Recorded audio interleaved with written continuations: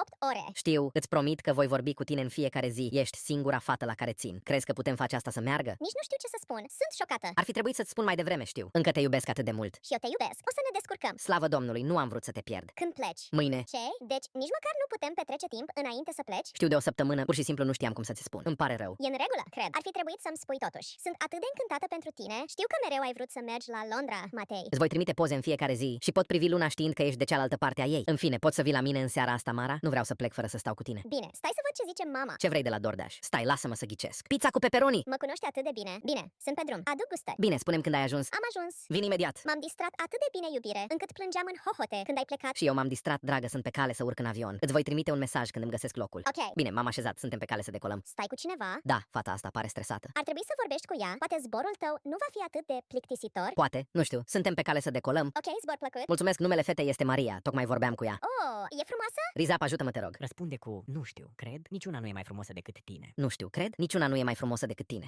Iubire. Tocmai am aflat că Maria merge la aceeași școală ca mine. Prima ta prietenă? Da, îți voi trimite un mesaj mai târziu. Trebuie să-mi închid telefonul. Ne auzim, iubire. Bine.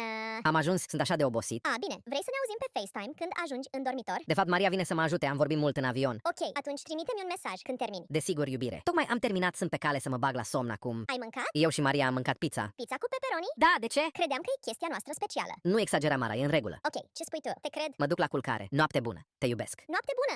Eu te iubesc mai mult. Bună dimineața, știu că nu te-ai trezit încă, dar sunt pe cale să merg la ore. Tocmai m-am trezit. Când termin ora, vrei să ne auzim pe FaceTime? Îmi pare rău, merg la o petrecere cu Maria. Va fi foarte distractiv. De ce e mereu Maria acum? Ce-i cu atitudinea asta? Oricum, doar distrează-te. Ok, tocmai m-am întors, mă duc la culcare. Noapte bună. Ok, noapte bună. Scuze pentru ce s-a întâmplat mai devreme, apropo. E în regulă, cred. Noapte bună. Iubire? Ce s-a întâmplat? Mă uit la lună. Și eu. Hei, ne uităm la aceeași lună. Asta înseamnă că suntem la întâlnire cu luna. Asta e drăguț, cum e pe partea cealaltă? Gălăgios. Bucureștiul e mereu aglomerat. Traficul e atât de zgomotos. Abia pot dormi. Sper să dorm curând, e atât de liniște în Londra. Acum ninge. Ești atât de norocos. Aș fi vrut să vin cu tine. Nu e distractiv să nu te pot vedea un an? Nu plănuiai să mergi în Hawaii? Ba da, dar încă nu am destui bani. Dar vreau să economisesc mai mult ca să putem merge împreună. Da, ar fi distractiv. Luna și stelele sunt foarte frumoase acolo. Putem privi cerul împreună. Mi-ar plăcea foarte mult. Chiar trebuie să dorm. Noapte bună, iubire. Ok, noapte bună. Neața, iubire. Eu și Maria mergem să luăm o cafea în drum spre școală. Oh, bine. Mă duc la cumpărături cu mama, așa că voi fi ocupată. Bine? Ok, îți voi scrie mai târziu, pa. Ha, am terminat. A fost atât de distractiv. Se pare că e o lună sângerie în seara asta. Oh, da, mi-a spus Maria. Și ei îi place luna. Ah. Noi vom merge în parc să o vedem, așa că îți dau un mesaj mai târziu, pa. Ok,